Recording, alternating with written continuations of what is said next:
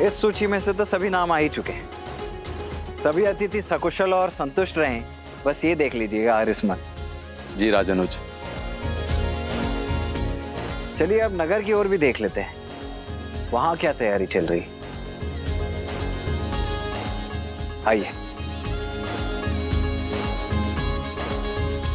और पुष्प का प्रबंध करो। जी लाता हूँ। नव वधू की भांति सजनी चाहिए संपूर्ण अयोध्या। रुको, मैं कह रहा हूं रुक जाओ। ये क्या कर रहे हो तुम सब? हैं? मति भ्रष्ट हो गई है तुम्हारी।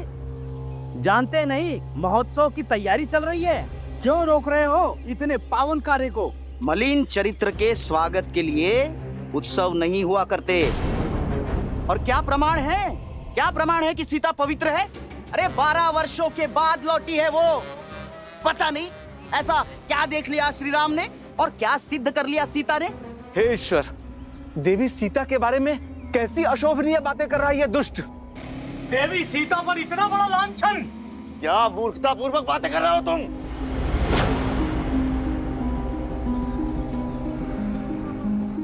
सत्य बोल रहा हूं मैं, केवल सत्य।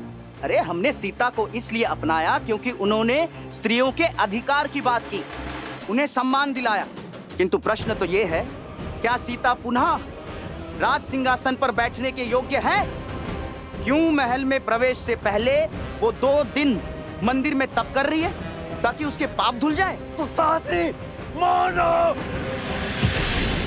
छोड़ दो मुझे, मैं इसके प्राण ले लूंगा।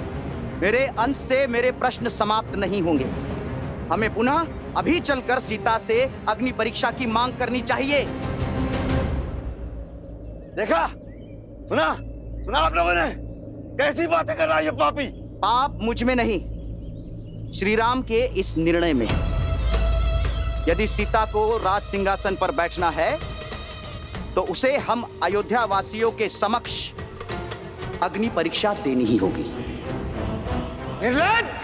गुस्सा से मैं इसे छोड़ो। शांत।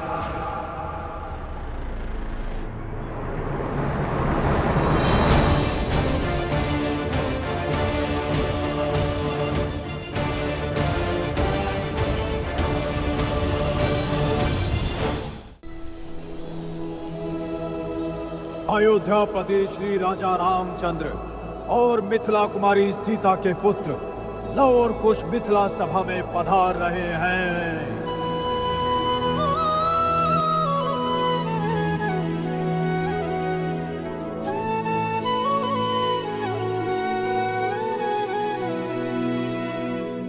जिनमें देखी राम सिया पर छाई, वो लव कुश सच में है सुत रघुराई।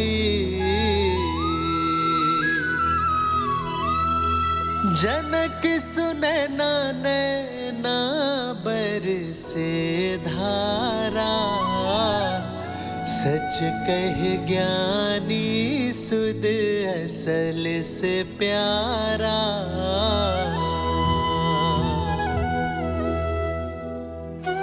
प्रणाम नानी श्री।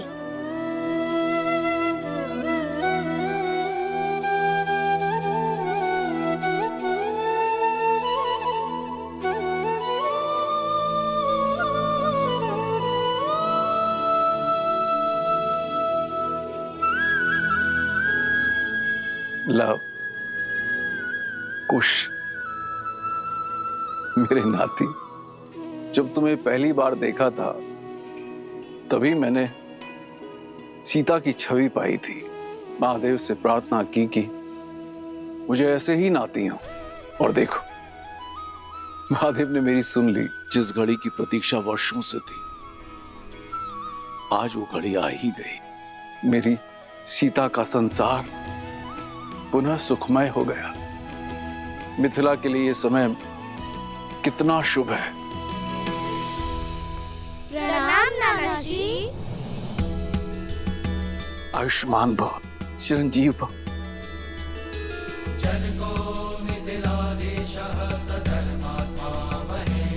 मेरी पुत्रियों के अंश आज मिथिला पधारे।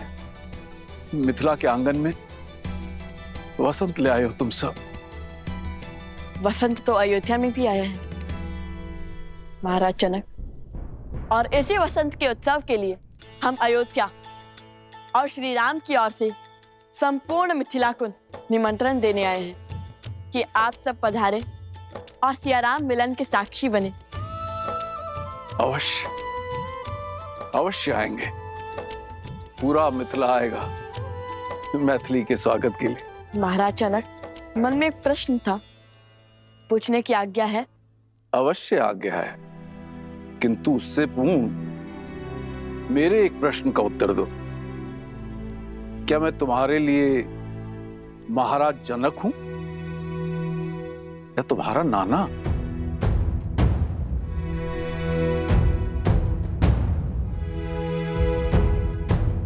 देखिए, अब ये प्रश्न उत्तर की झड़ियां बाद में लगाना। ये बालक इतनी दूर से यात्रा करके आए हैं, सबसे पहले इनकी नानी इनका सत्कार करेगी।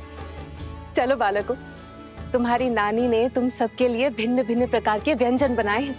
आओ, चलो आओ।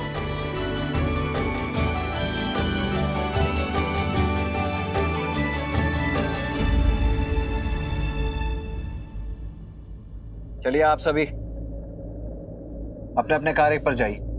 महोत्सव के आरंभ में अधिक समय शेष नहीं है, और आप में से जिस किसी के भी मन में इस मूर्ख की बातों से कोई भी संदेह उत्पन्न हो रहा है, वो सब आइए मेरे साथ।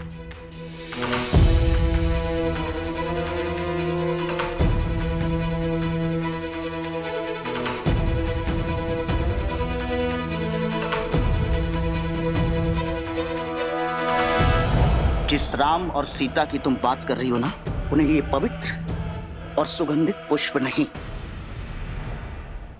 कांटों का हार मिलना चाहिए, और मैं बनाऊंगा ये कांटों का हार उन दोनों के लिए। ये सब आप क्या कह रहे हैं? क्या करने वाले हैं आप?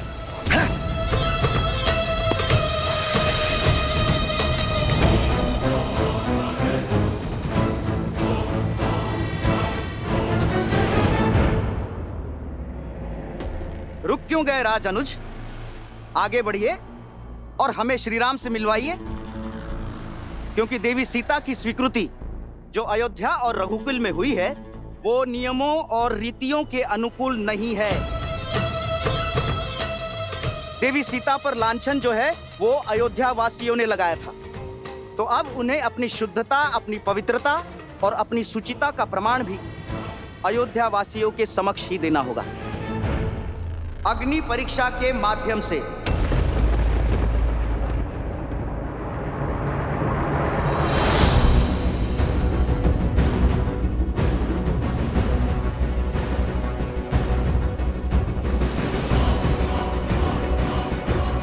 मौन हो जाओ मूर्ख, अपने प्राणों का मोह नहीं है तुम्हें?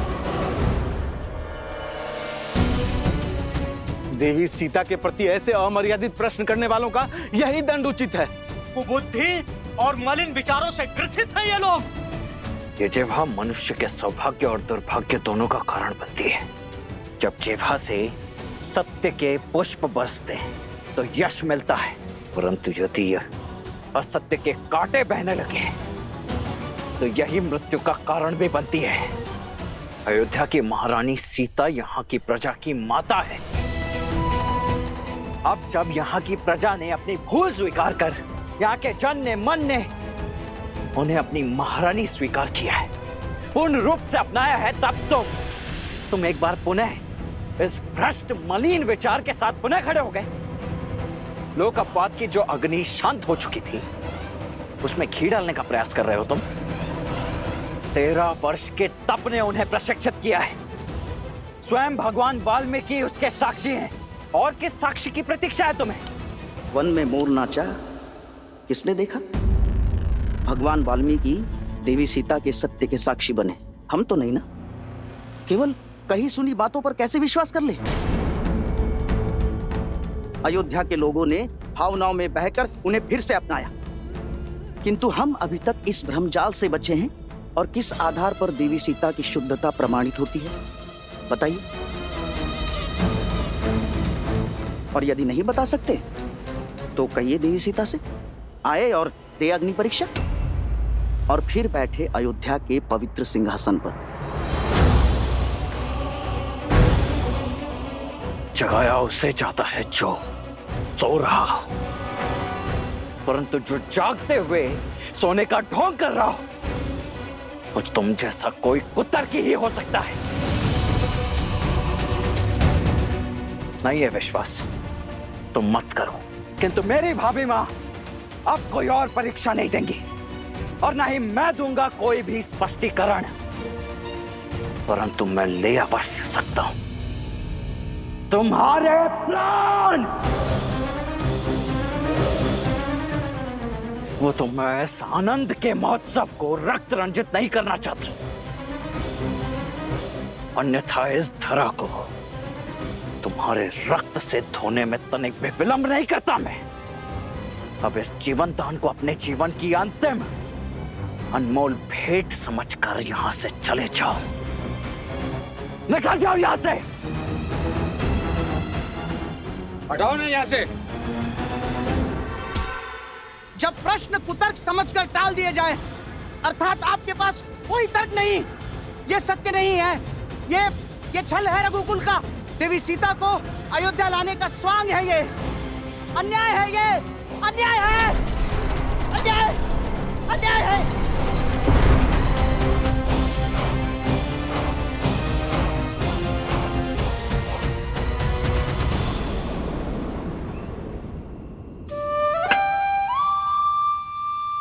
ये लो एक और खा लो। नहीं नहीं, बस और नहीं नानी श्री, पेट भर गया। ठीक है मत खाओ।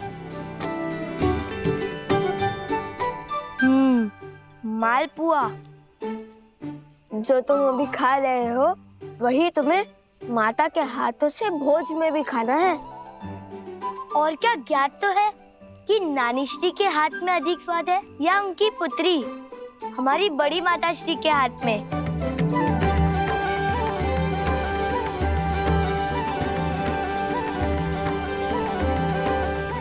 धन्यवाद नानी श्री, भोजन में आनंद आ गया।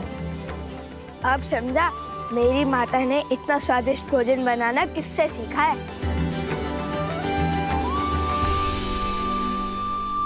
धन्यवाद केवल नानी श्री को, नाना श्री को कुछ नहीं। धन्यवाद महाराज जनक। धन्यवाद महाराज जनक।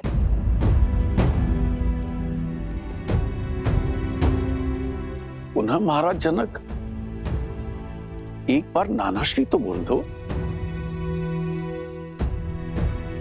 जब आपने हमारी माता को अपनी पुत्री नहीं माना तो हम आपको अपने नाना कैसे मान ले?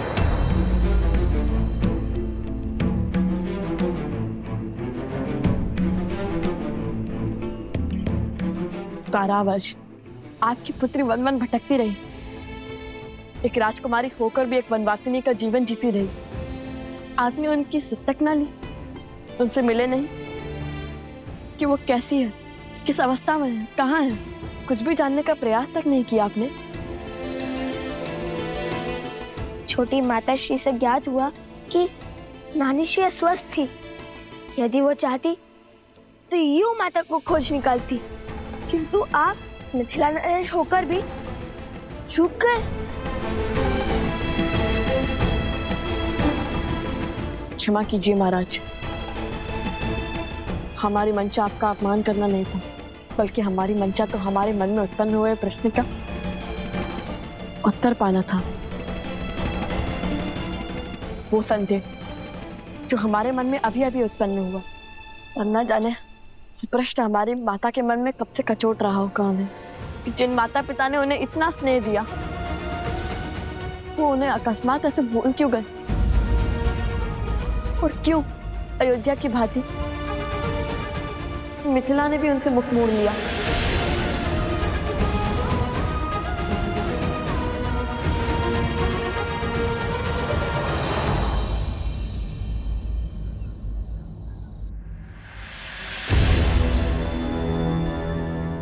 सुख के क्षण में संदेह की आंधी आना उचित नहीं।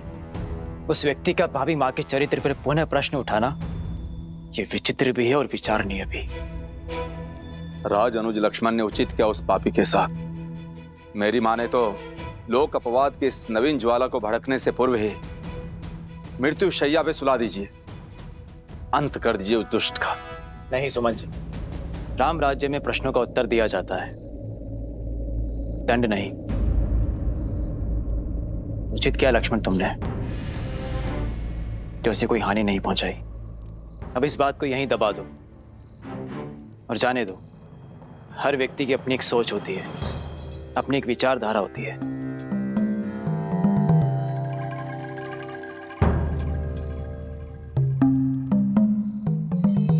जब संपूर्ण अयोध्या ही महोत्सव के रंग में रंगी है, तो हमें चिंता करने की कोई आवश्यकता नहीं।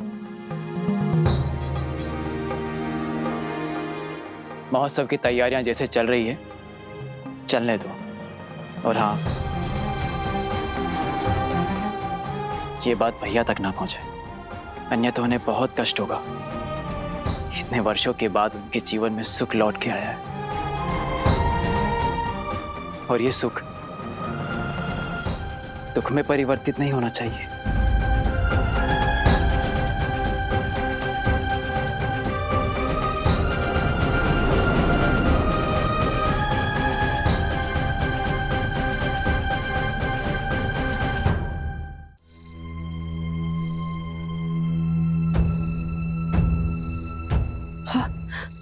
अब जब सब कुछ मंगल हो रहा था, न जाने ये कौन है जो मेरी सीता पे लांछन लगाने और उसे अग्नि परीक्षा की ललकार लेकर आ गया। मुझे ही कुछ करना होगा, मुझे ही कुछ करना होगा।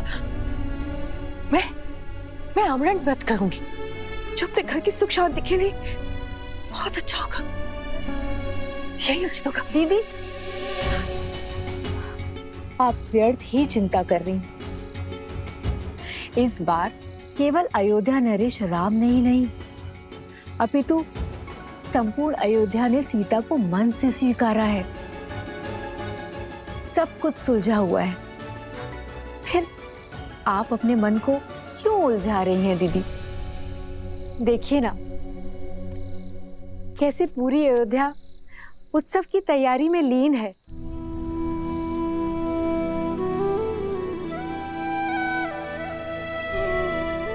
सबके मुख पे कितना हर्ष है, उल्लास है।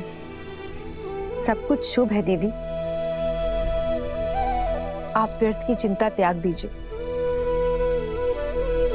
अब जहां सहस्त्रों भले व्यक्ति होंगे, वहां एक दो बुरे भी तो होंगे ना दीदी। चलिए, अब अपने आंसू पोंछ लीजिए। यदि राम ने आपका ऐसा चिंतित मुख देख लिया ना, तो व्यर्थ में दुखी हो जाएगा हमारा पुत्र। मेरा राम,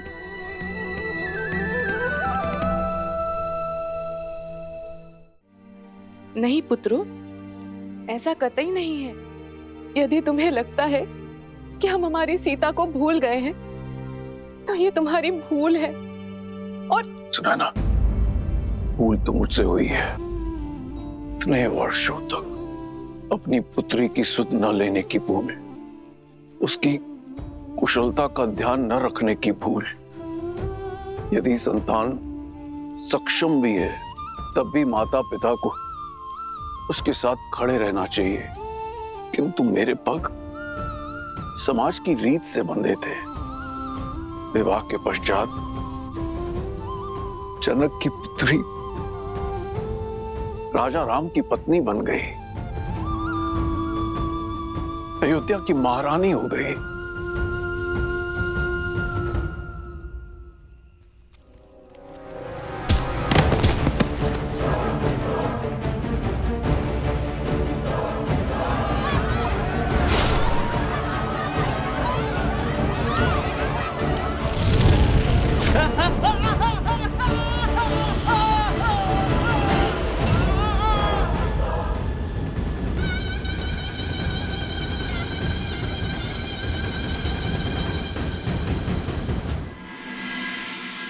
हमारा राज्य राजा राम के अधीन ही तो है।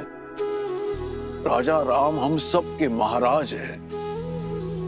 अयोध्या का ध्वज इस आकाश पर सबसे ऊंचा लहराता है।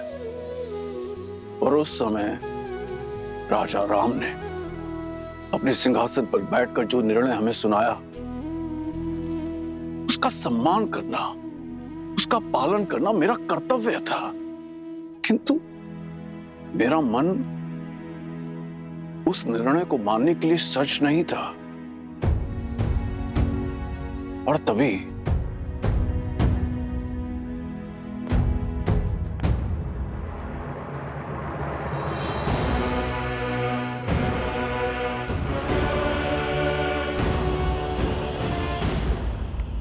पुत्री सीता ने मुझे यह पत्र भेजा था जो उसने अयोध्या छोड़ते समय लिखा था। इसमें उसने मुझे उसे ढूंढने से मना किया था। यह भी लिखा है कि यह निर्णय उसका अपना है और मैं अपने राजा श्री राम राज्य की कल्पना के विरुद्ध ना जाऊं। मुझे स्वयं पर जितनी गिलानी है उससे कहीं अधिक अपनी पुत्री सीता पर गर्व है। उसने जो कुछ भी किया समाज कल्याण के लिए किया। मेरे हाथ बांधकर उसने समाज के हर पुरुष को स्त्रियों के विरुद्ध विकट विचारों से मुक्त कर दिया। मैं अपनी भूल स्वीकारता हूं। एक पिता होकर भी मैं अपनी पुत्री को ढूंढ ना सका, उसके कष्ट ना हर सका। और इस कारण मैं तुम दोनों का अपराधी भी हूं। मुझे क्षमा कर दो, क्षमा कर दो मुझे।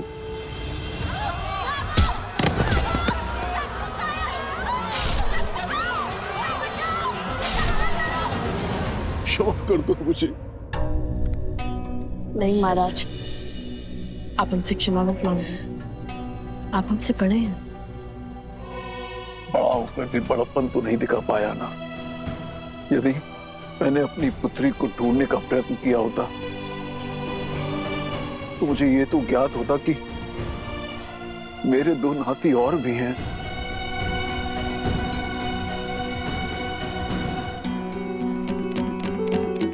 यदि हमारी बातों ने आपका हृदय आहत किया तो हमें क्षमा कर दीजिए। बालपन से सीखते हैं संबंधों का महत्व और उनका मूल्य अशुभ घड़ी में समझ में आता है। विकट परिस्थिति में यदि वो साथ दे तो वो अपने होते हैं। और हमारी माता अकेली थी, बस उसीलिए दुखी थे हम।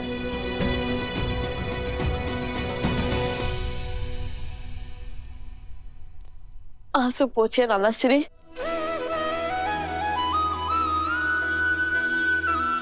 नाना श्री, एक बार पुनः कहो। अपने आंसू पोछिए। अपने आंसू पोछिए नाना श्री। जब अपनी पुत्री सीता से मिलूंगा तो एक राजा नहीं अपितु पिता होने के नाते उससे क्षमा अवश्य मांगूंगा।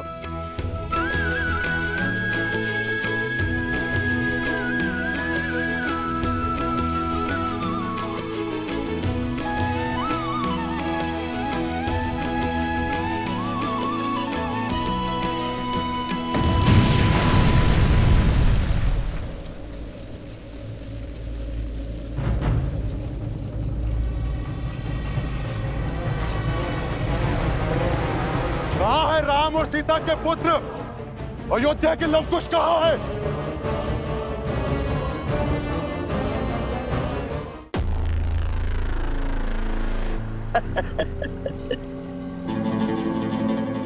कहने को श्री राम की परछाई, श्री राम, और अपनी प्रजा के प्रश्न का उत्तर नहीं दे पाए। बताइए,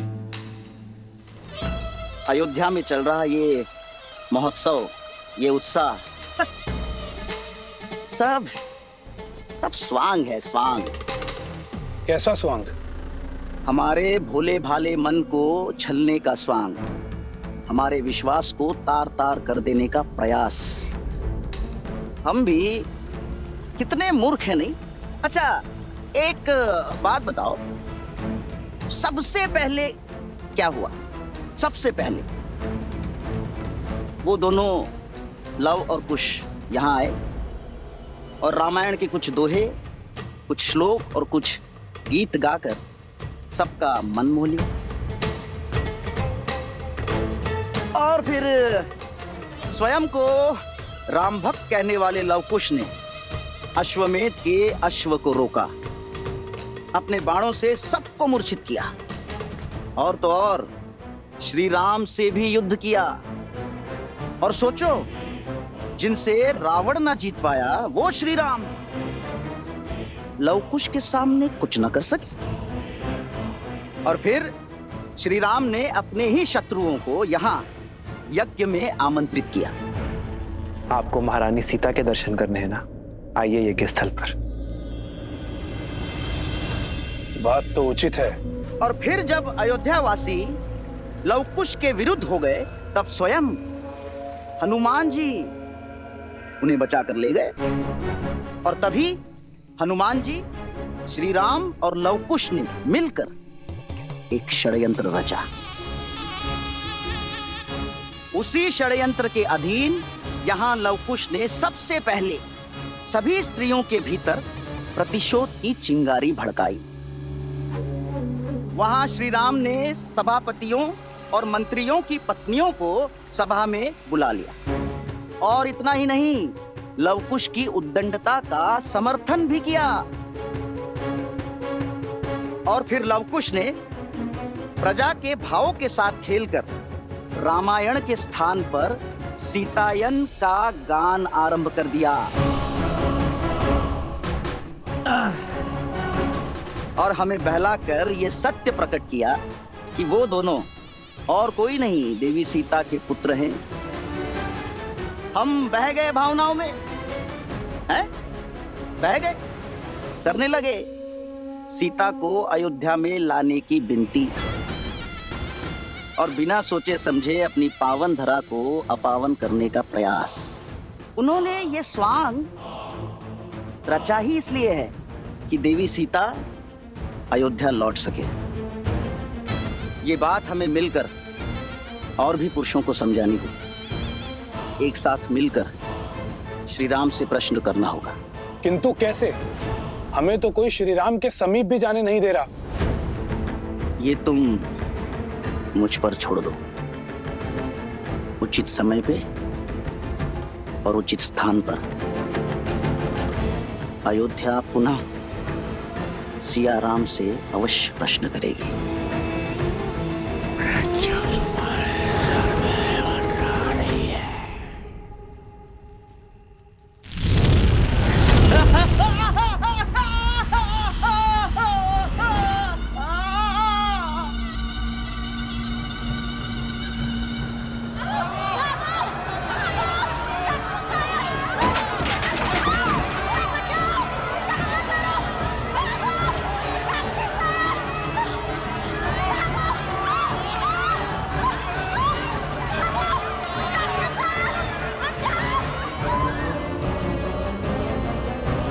अयोध्या के लवकुश बाहर आओ।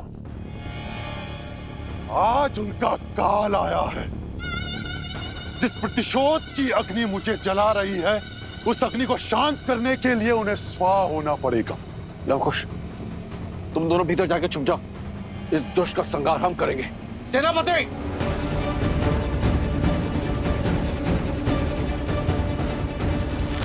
नहीं नानाश्री, रघुकुल का नियम है कि जिसे ललकार मिले वही प्रहार का उत्तर देता है, और ये हमें पुकार रहा है। तो इसका भी सामना हम ही करेंगे। नहीं, मेरी सीता तो मुझसे दूर हो गई, पर उसके अंशों को दूर नहीं होने दूंगी। नहीं।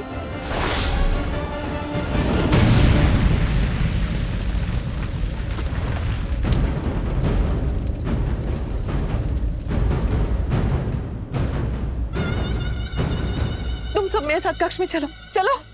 नहीं नानी माँ, आप भूल गई हम सिया के और रघुकुल के राम के पुत्र हैं। हमें कुछ नहीं हो सकता।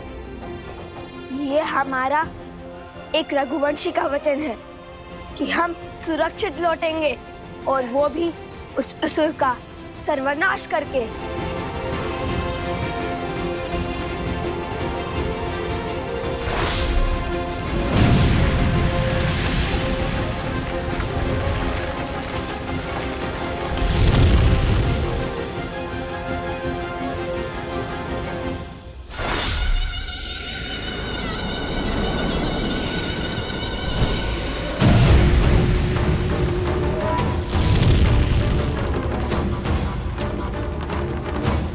कहाँ चुप कर बैठे हो लवकुश, बाहर आओ। पिंगलाश तुम्हें चुनौती दे रहा है।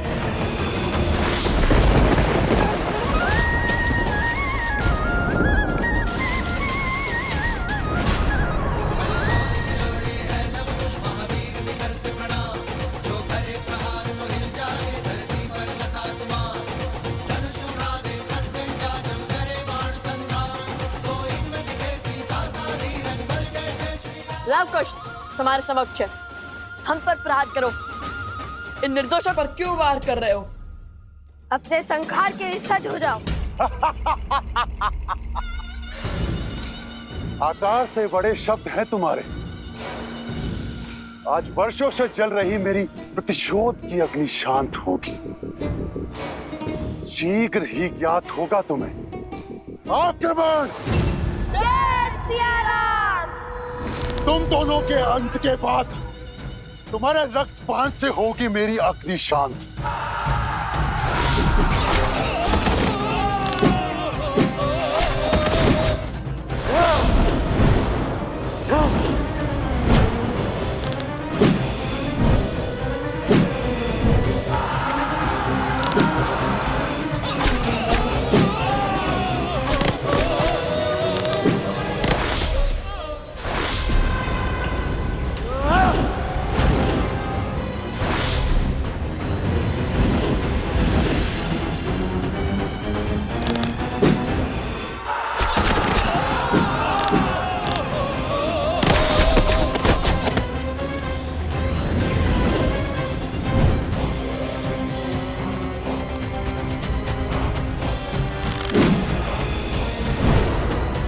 ये प्रतिशोध की कैसी अग्नि है पिंगलाक्ष, जिसमें तुम अपने ही लोगों को बलि चढ़ाए जा रहे हो?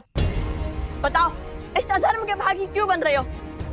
हमसे तुम्हारी क्या शत्रुता है? इससे पहले कि ये अग्नि तुम्हें ही भस्म कर दे, सब कुछ छोड़कर प्रभु श्री राम के शरण में आ जाओ पिंगलाक्ष। बस! सेना हर ओर से आक्रमण करो, आगे बढ़ो।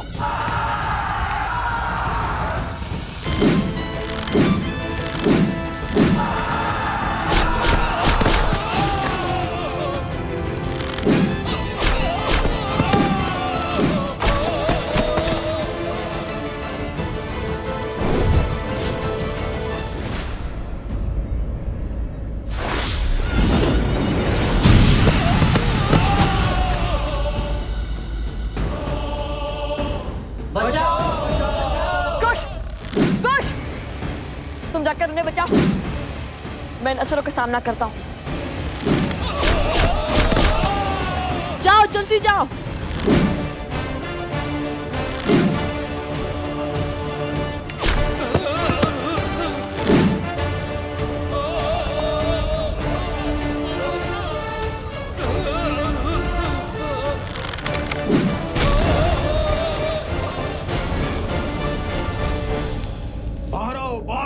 सब लोग बाहर आइए, इस ओर चलिए। शीघ्र कीजिए सैनिकों, शीघ्र कीजिए। जब दो हिरण को एक साथ अखेट करना कठिन होता है, तो उन्हें एक दूसरे से दूर कर अकेला करना ही उचित होता है। शीघ्र कीजिए, सब सुरक्षित तो है ना? जाइए जाइए।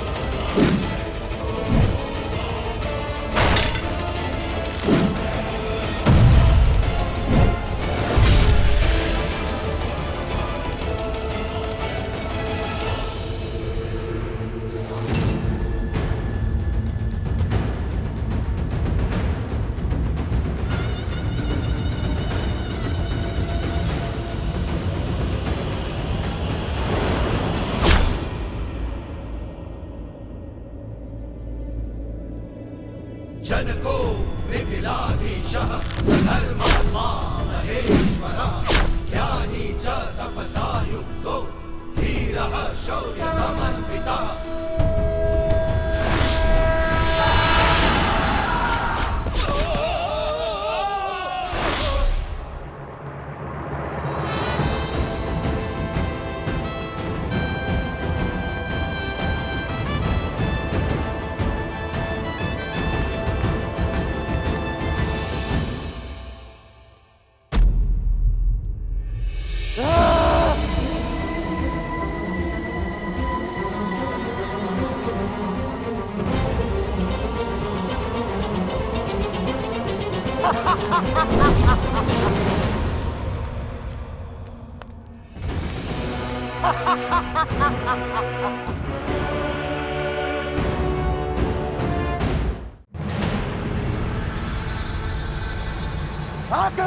सावधान असुर।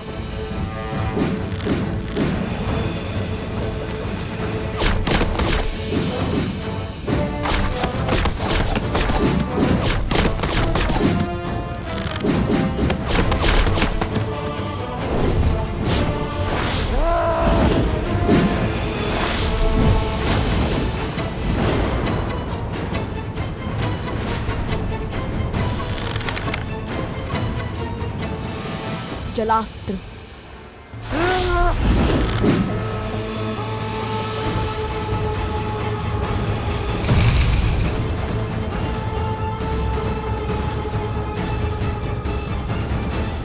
जलास्त्र। जलास्त्र।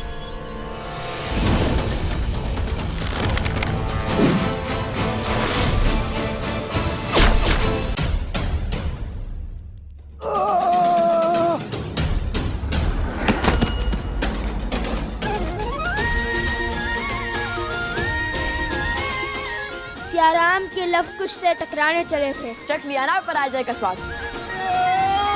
चलो भागो यहाँ से।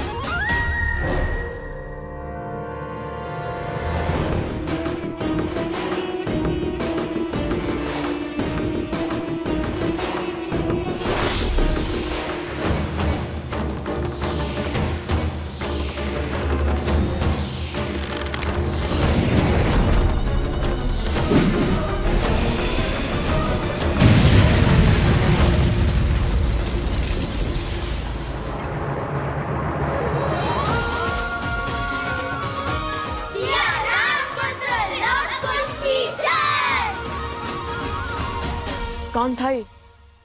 और भला हमें क्यों मारना चाहता? और वो भी तब जब माता पुनः अयोध्या लौट रही है।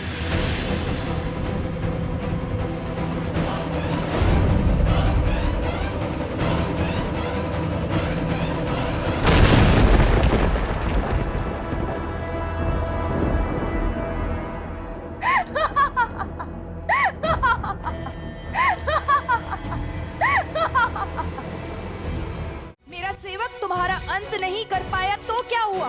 मैं शूर्पणखा करूंगी तुम्हारा संहार।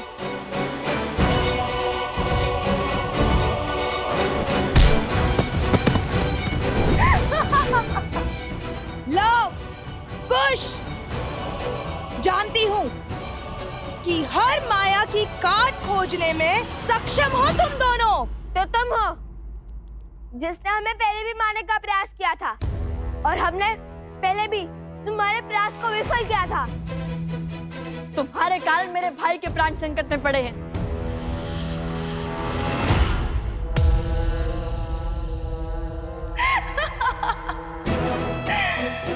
उस समय तो केवल प्राण संकट में पड़े थे, परंतु आज तो पखेरु हो जाएंगे, तुम्हारे भी और तुम्हारे भाई के भी। आज साम दाम दंड भेद सारी युक्तियां लगाकर, सारी शक्तियां लगाकर रघुवंश के कल और कुल का अध्याय ही समाप्त कर दूंगी मैं।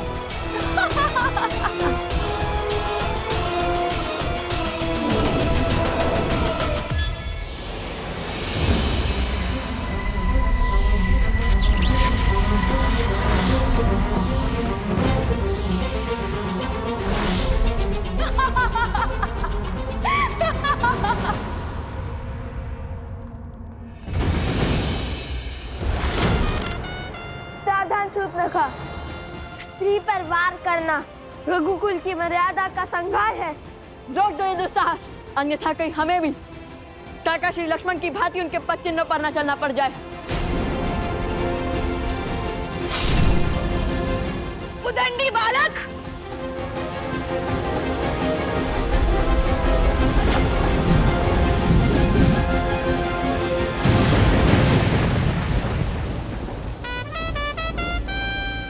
असंभव!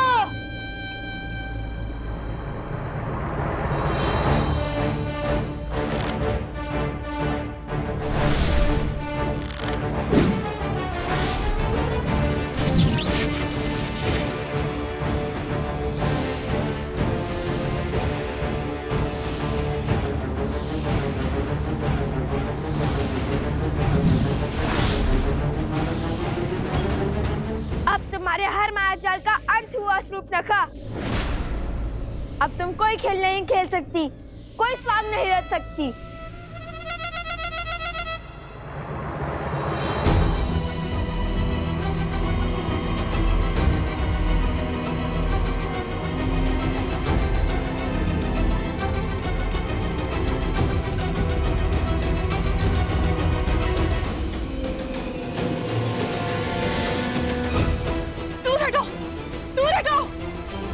ये स्त्री नहीं, राक्षसनी है।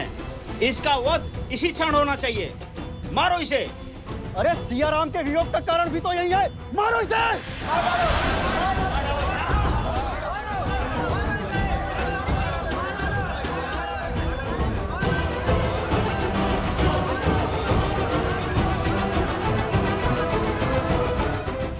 मारो इसे। नहीं। माना कि एक राक्षसी है, किंतु है तो एक स्त्री ही ना, एक माता ही ना।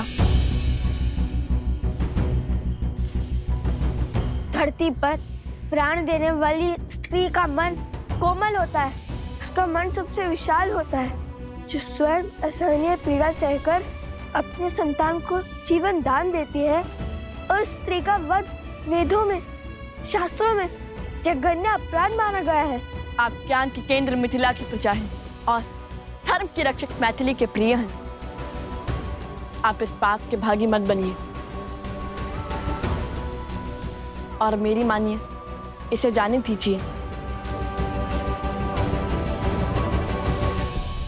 महाराज जनक की पावन धरा पर एक स्त्री का रक्त बहाना शुभ नहीं होगा। लव कुश का कथन उचित है। प्रकृति कुकर्म का दंड स्वयं देती है और इसे भी इसके कुकर्म का दंड अवश्य मिलेगा। जाने दो इसे।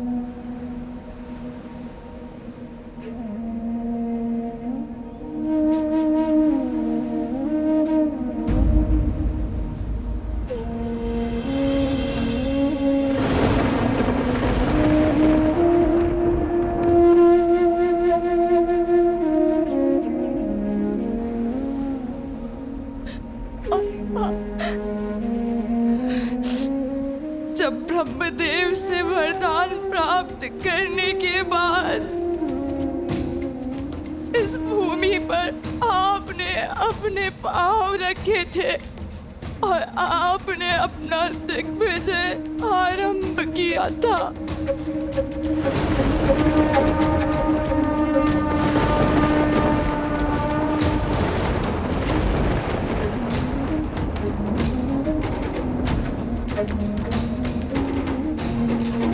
आप मेरे सुख के साथी बने भैया।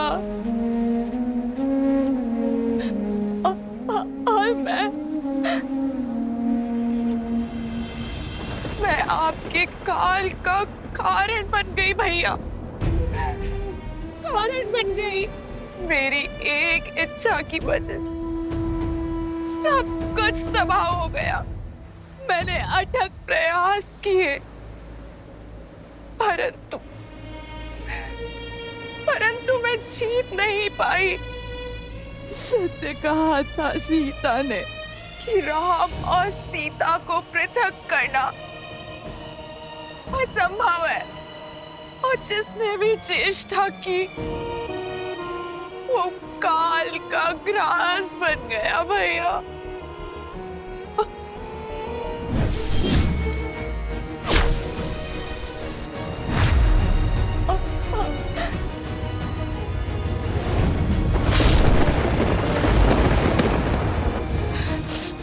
मारो इसे। नहीं, माना कि एक राक्षसी है, किंतु है तो एक स्त्री ही ना।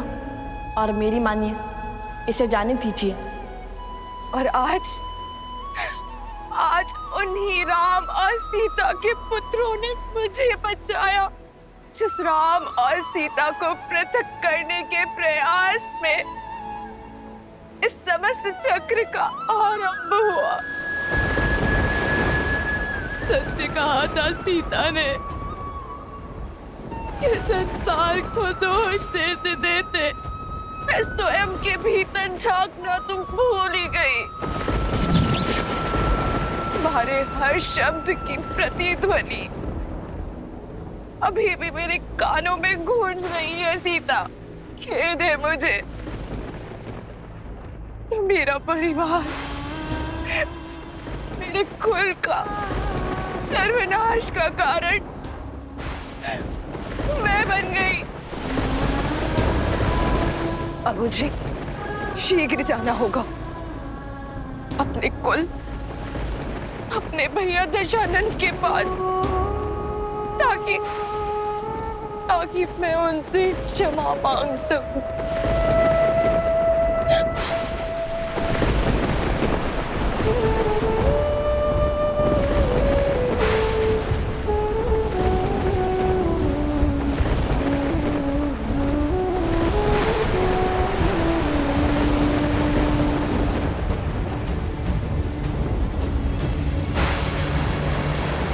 जय श्री राम। भज मन राम नाम सुखदाई, भज मन राम नाम सुखदाई।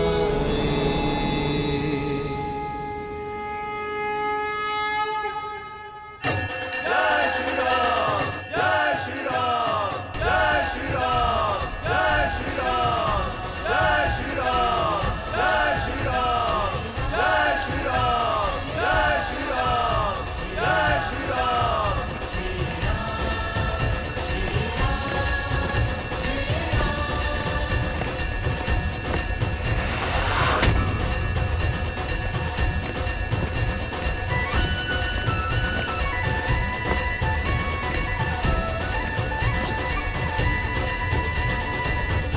अब तो देवी सीता के लिए महारानी के राजवस्त्र और मुकुट भी जा रहा है। अब तो अपनी योजना बताओ। अनिक और धीरज रखो मित्र। कुछ ही क्षणों में उचित समय हमारे समक्ष होगा।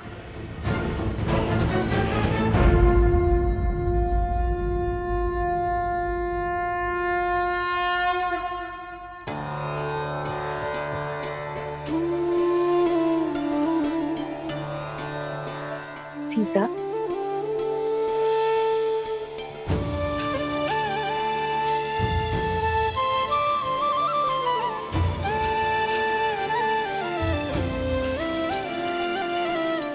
माता,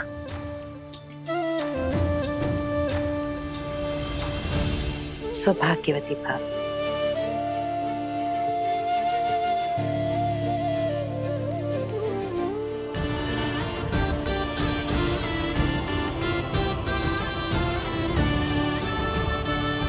संपूर्ण अयोध्या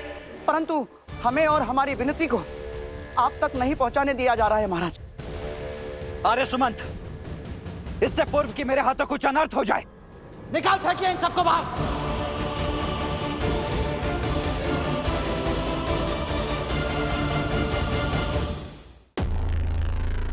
दोस्त, चलो बाहर निकलो। महाराज। लक्ष्मण, ये सब क्या हो रहा है? अयोध्या की प्रजा से ऐसा व्यवहार रघुकुल में ना कभी हुआ है और ना ही कभी होगा। हाँ हाँ महाराज, पूछे इनसे।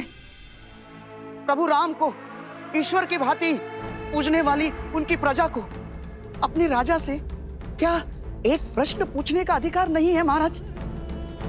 क्या हम उनके समक्ष अपने मन की बात कहने के योग्य भी नहीं है महाराज? क्या यही है अयोध्या का न्याय, मर्यादा पुरुषोत्तम की मर्यादा? दोस्त लक्ष्मण, क्षमा करें राजनुज, मेरे प्राण मत हर लेना बस आप। क्षमा करे राजनुज। अब मुझे तो यहाँ आना ही नहीं चाहिए था, मुझसे भूल हो गई।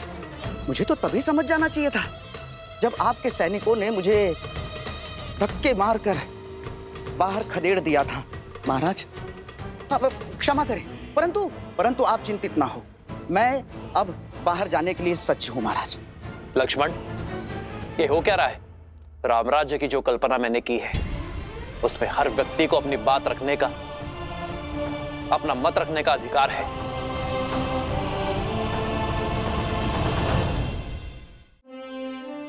यदि इनके मन में कोई बात है, कोई समस्या है और उसे मुझ तक पहुंचने से रोका जा रहा है,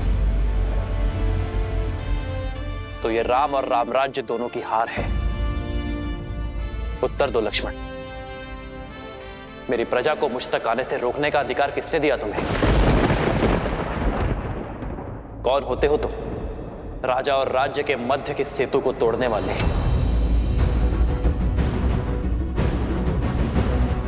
क्योंकि ये वही है महाराज जो अयोध्या के आनंद को भंग करने का, भस्म करने का षड्यंत्र रच रहा है। इनकी मति केवल कुविचार और दुर्बुद्धि से ग्रस्त है महाराज। इसीलिए हम जा रहे हैं राजनुज। आपके क्रोध का ग्रास नहीं बनना हमें। हम जा रहे हैं। क्षमा राजनुज। रुकिए।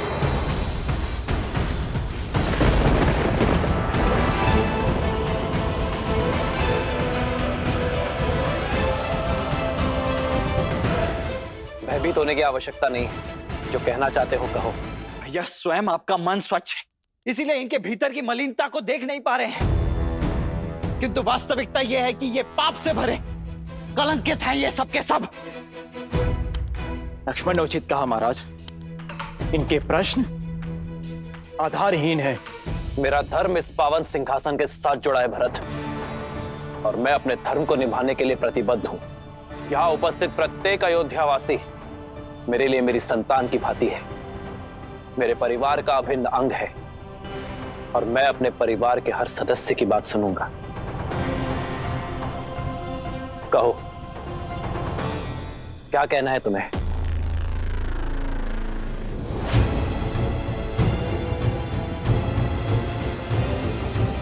भयभीत होने की आवश्यकता नहीं है, जो कहना चाहते हो कहो। क्षमा करें महाराज, किंतु हम बहुत सामान्य और साधारण हैं महाराज। ना राजसी ठाठ है, ना विचार। हमारी सोच अवश्य मलिन और कलंकित हो सकती है, परंतु हमारी मंशा नहीं महाराज। महाराज, हमारा संशय है, हमारा प्रश्न और हमारी मांग केवल इतनी सी है कि इतने वर्षों तक महारानी देवी सीता अयोध्या से बाहर थी, वन भटक रही थी, और जब लौटी तब आपने बिना सोचे समझे उन्हें अपना लिया महाराज। और आप ही क्या, आपकी संपूर्ण अयोध्या उन्हें अपनाने को सज्ज है महाराज। हम तो केवल इतना चाहते हैं महाराज कि देवी सीता पुनः एक बार अग्नि परीक्षा दें। क्या?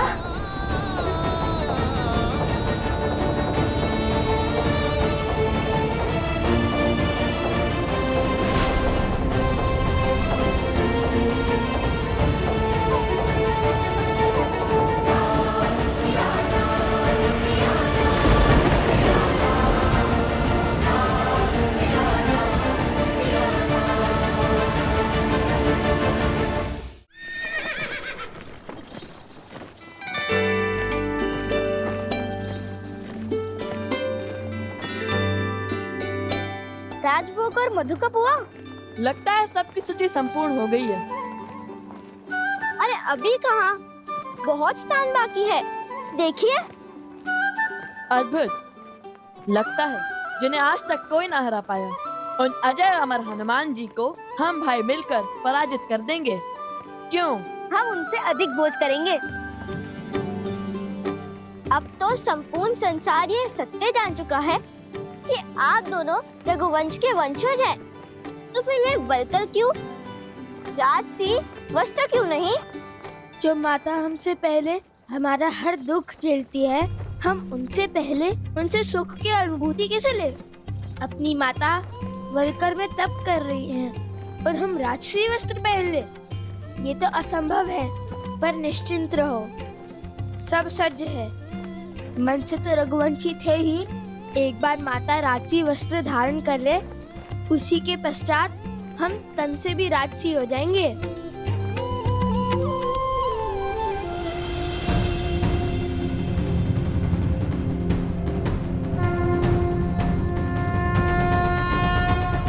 इस पावन सिंहासन पर विराजने के लिए अपनी सुचिता की परीक्षा तो महारानी देवी सीता को देनी ही होगी महाराज। उन्हें अग्नि की कसौटी पर खरा उतरना ही होगा।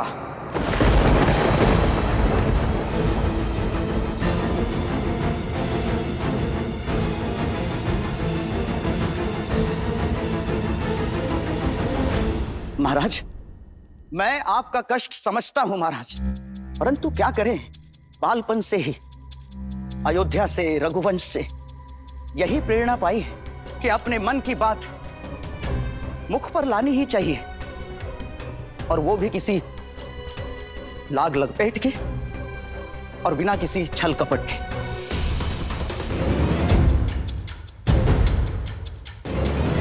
ये क्या कह रहा है? बड़ा ही निर्लज्ज है। और वैसे भी आपने जिस संशय के लिए महारानी देवी सीता का परित्याग किया, उसका आरंभ भी एक अयोध्यावासी के मुख से ही हुआ था महाराज। तो फिर हमारे साथ ये भेदभाव क्यों महाराज? मैं भी एक अयोध्यावासी हूं, बस केवल एक तुच्छ प्रश्न का उत्तर दे दें आप कि देवी सीता ने ऐसा क्या सिद्ध कर दिया महाराज कि वो पवित्र मान ली गई?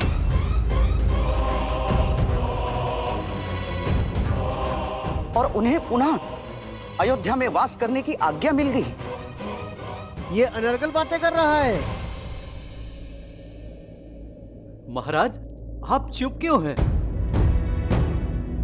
इसकी तो जिभा काट देनी चाहिए। कैसा प्रश्न है ये? बिल्कुल उचित प्रश्न है। कदाचित इस सभा को मेरा प्रश्न दुस्साहस लग रहा है महाराज, परंतु मुझे पूर्ण विश्वास है अपने श्री राम पर और उनके राम राज्य पर। मेरे हर संशय का हल होगा, मेरे हर प्रश्न का उत्तर मिलेगा और धर्म स्थापित होगा महाराज। अरे मूर्ख! माता सीता हम सबके निवेदन पर ही पुनः अयोध्या आई है। अयोध्या आई है, हम सबके निवेदन पर ही अयोध्या आई है। हमने बुलाया माता सीता को।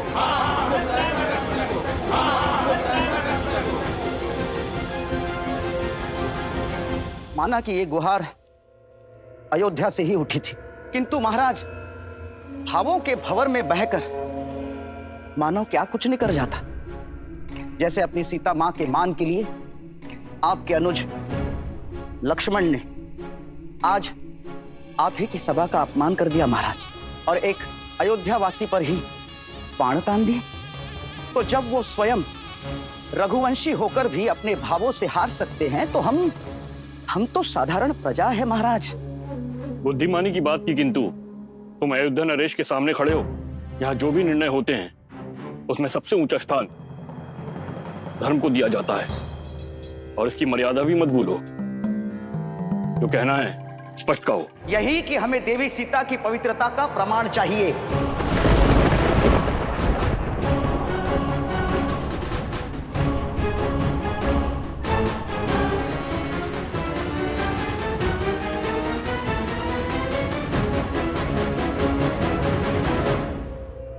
महाराज, जब रावण के पाश से मुक्त होकर अयोध्या की महारानी ने अग्नि परीक्षा दी थी, तो अब 13 वर्षों के पश्चात लौटने पर क्यों नहीं? और जब उनके अकेले आने पर साक्ष्य की मांग उठी थी, तो अब 2 पुत्रों के साथ लौटने पर क्यों नहीं महाराज? महाराजा दुष्ट! लक्ष्मण,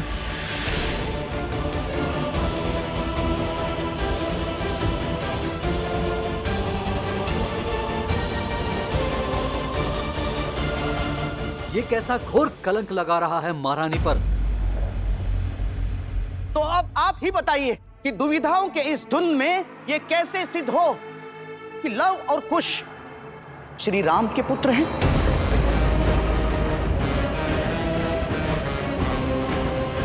और क्या प्रमाण है कि वो दोनों रघुकुल के ही अंश हैं?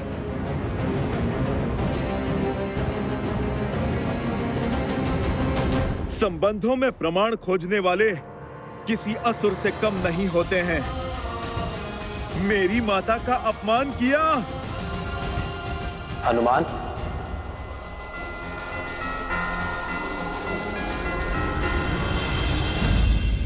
महाराज, मैं आपकी तुच्छ प्रजा हूं, जो अपने राजा से केवल यह जानना चाहता है कि किस आधार पर महारानी सीता को पवित्र माना गया, किस आधार पर उन्हें पुनः अयोध्या में स्थान दिया गया, और किस धर्म के आधार पर आपने उन्हें अपनाया महाराज?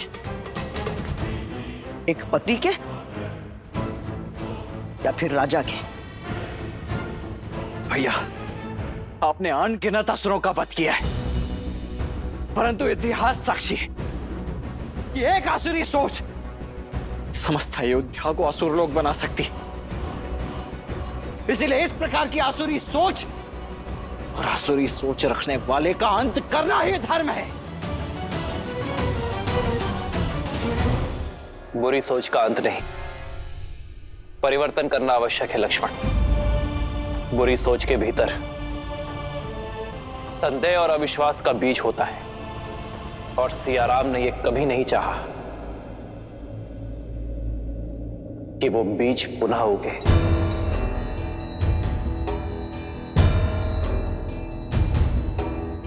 तुम मुझसे सीता की पवित्रता का प्रश्न कर रहे हो ना? यही पूछ रहे हो कि मैं एक पति का धर्म निभा रहा हूं या राजा का?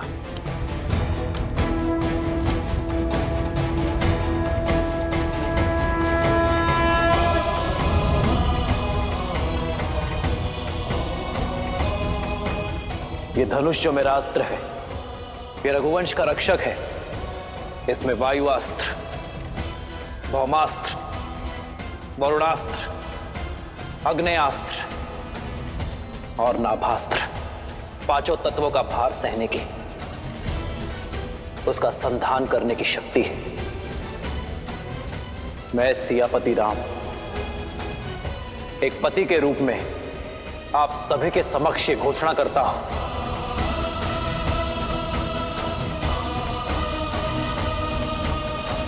कि गंगा सी पावन मेरी सीता, मिथिला के अकाल का काल महासती सीता पर ना ही मुझे कभी संदेह हुआ और ना ही उसके किसी कृत्य पर शंका हुई।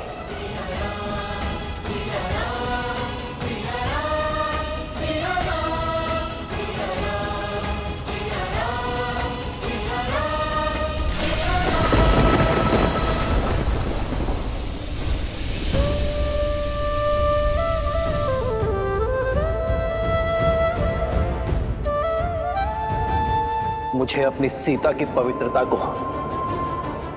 परीक्षा की तुला में तौलने की कोई आवश्यकता नहीं है। आने वाले युग में जब भी यह प्रश्न उठेगा कि राम ने सीता का परित्याग किया तो इतिहास ये भी स्मरण दिलाएगा कि राम का सीता पर विश्वास अटूट था।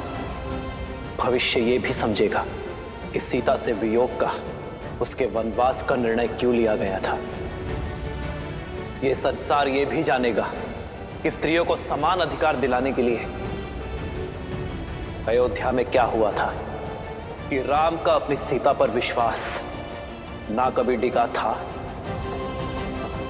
ना कभी डिगा है और ना ही कभी डिगेगा। जय श्री राम, जय सिया राम, जय सिया राम, जय सिया राम, जय सिया राम। दुष्ट, मिल गए ना तुम्हें अपने सभी प्रश्नों के उत्तर? अभी तो प्रसन्न हो, चलो निकलो यहाँ से, निकलो यहाँ से, निकलो यहाँ से। शांत। किंतु इनका प्रश्न अयोध्या के महाराजा राम से है और अब उत्तर अयोध्या का महाराज देगा। क्या कहने वाले हैं महाराज? मेरी विनती है आप सभी से कि आप ये राजसभा और राज सिंहासन की मर्यादा को भंग मत कीजिए। आज एक प्रश्न ने युगों युगों से प्रतिष्ठित अयोध्या की राजसभा की प्रतिष्ठा को तार तार की है और अब अयोध्या की राज सिंहासन की मर्यादा को पुनः स्थापित करने के लिए यही उचित होगा कि सीता त्रिकालदर्शी भगवान वाल्मीकि जी की अनुमति से एक बार पुनः अग्नि परीक्षा दे।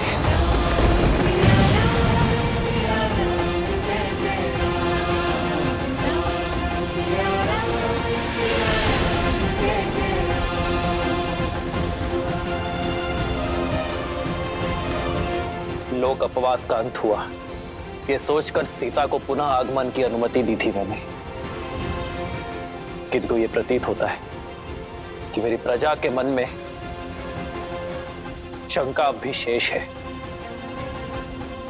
जिसके कारण रामराज्य की नींव हिल रही है। मेरी प्रजा का प्रेम द्वेष में बदल रहा है। वो कारण अब भी शेष है।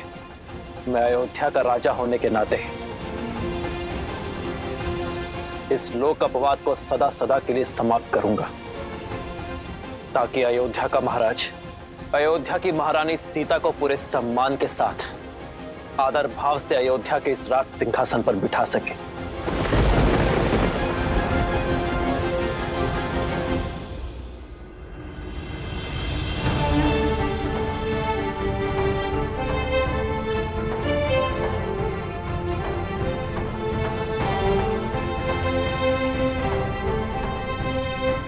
किंतु भैया सुने,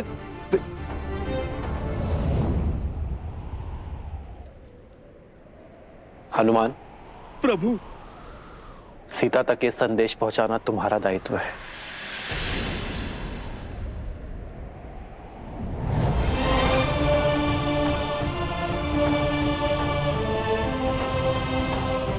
श्री राम की जय, श्री राम की जय, श्री राम की जय, श्री राम की जय, श्री राम की जय, श्री राम की जय, श्री राम की जय।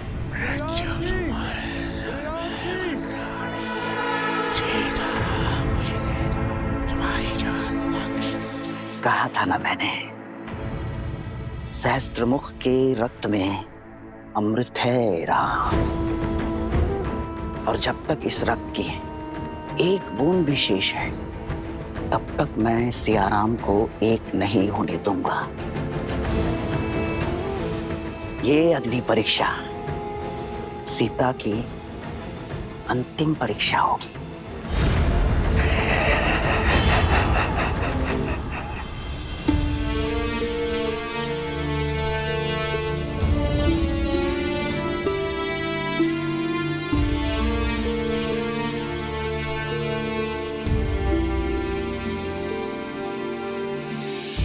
प्रभु आदेश ना जाए टाला, पर दुविधा का मोड़ निराला। मिलन की बेला में आ शंका के विष का सर्प ये काला, जो किन्हीं शत मास प्रतीक्षा देनी होगी उसे अगन परीक्षा।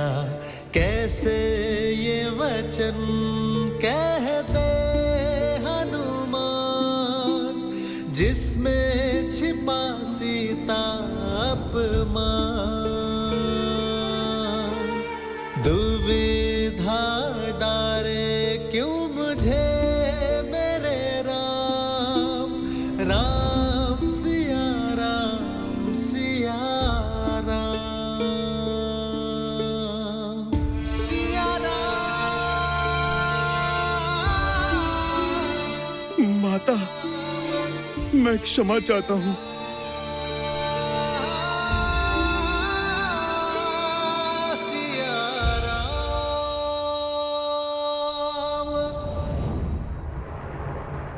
हनुमान,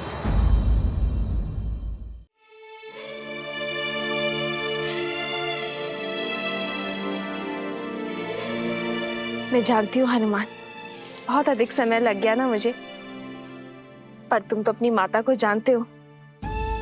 तब मैं जब बैठती हूँ तो अपनी सुध खो बैठती हूँ। किंतु अब देखना, क्षण भर में कैसे सच होकर आती हूँ।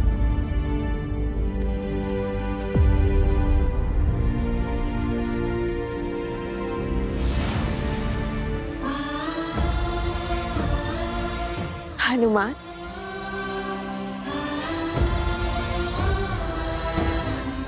क्या हुआ? मैं समझ रही हूं, कोई दुविधा है तुम्हें। अपनी माता से क्या छुपाना? निर्भय होकर बताओ, क्या बात है?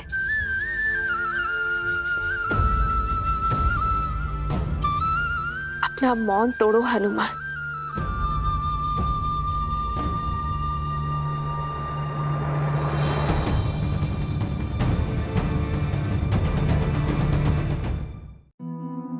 हनुमान, मैं कुछ पूछ रही हूँ हनुमान, उत्तर दो मुझे।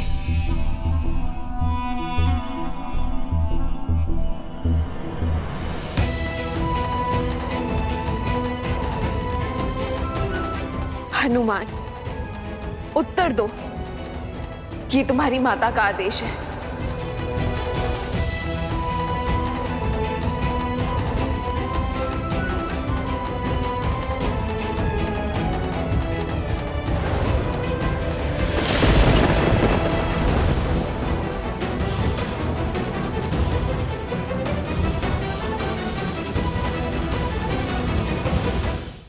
धार्मिक वीडियो सबसे पहले देखने के लिए हमारे चैनल को सब्सक्राइब करें और बेल आइकन दबाएं।